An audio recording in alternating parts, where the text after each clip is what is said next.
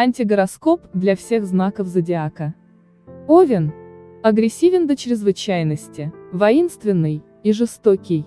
Умственно заторможенный, с трудом запоминает простейшие вещи. Не раз подложит свинью, если сумеет, а обычно занят тем, что ищет для себя новые ворота. Вульгарный, душа нараспашку, любит пиво и сальные шуточки. Телец. Мелочный, занудливый, подлиза и доносчик. В жизни держит нос по ветру и выполняет все указания начальства. Актер по натуре. Корчит из себя альтруиста, а на самом деле всех презирает, считая себя в глубине души центром вселенной. Любит богатство, экономит скрытно и неустанно. Готов снять последнюю рубашку, но не с себя, а с ближнего своего. Эгоцентрист с садистскими наклонностями. Близнецы. Вечный ребенок, как и интеллектуально, так и в чувствах.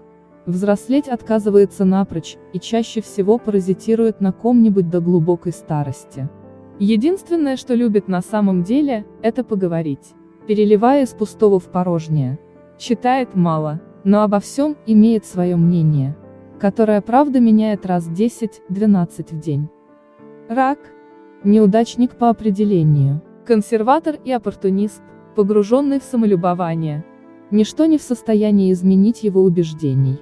Но поспорить любит, дабы вдоволь поглумиться над оппонентом, и вырасти в собственных выпученных глазах. Со страху может напасть первым, но обычно только почуяв опасность спасается бегством в свою нору. Лев.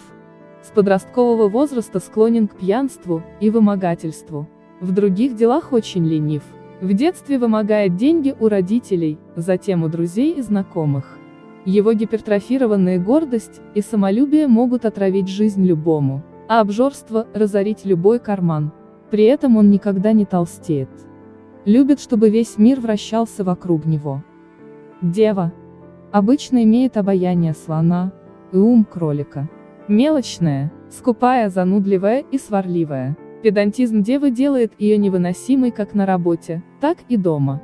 Своим занудством и придирками она способна погубить любое дело и довести любого до белого коленя.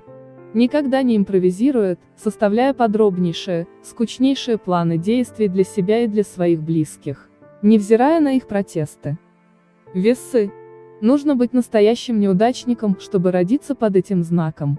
Обе руки, левые, плохие слух и зрение, чувство юмора и честолюбие, в зачаточном состоянии. У них никогда нет ни денег, ни удачи в любви. Не везет им ни в доме, ни на работе. Не могут ни заработать, ни удивить, ни блеснуть. Патологически не умеют принимать решения. Скорпион.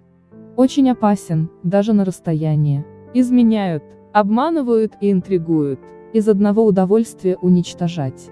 Патологические садисты и мазохисты одновременно. Не брезгуют никакими средствами для достижения цели.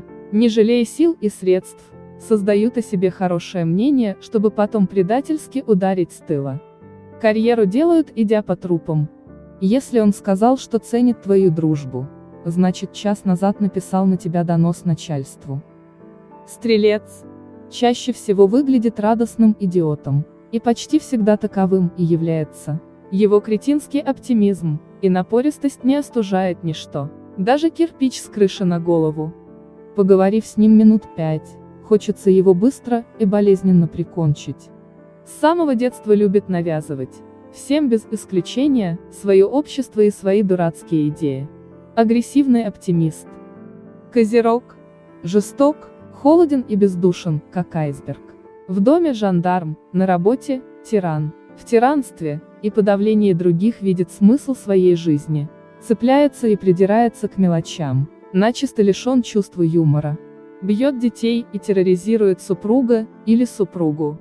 Отступает только перед физической силой или психическим давлением. Интеллектуально примитивен. Водолей. Фантазер и мечтатель. Напрочь оторванный от реальной жизни.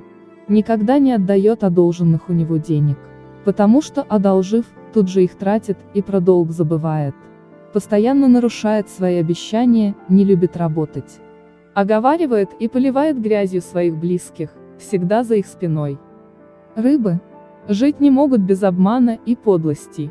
Завираются обычно до такой степени, что сами не могут определить, где у них правда, а где ложь.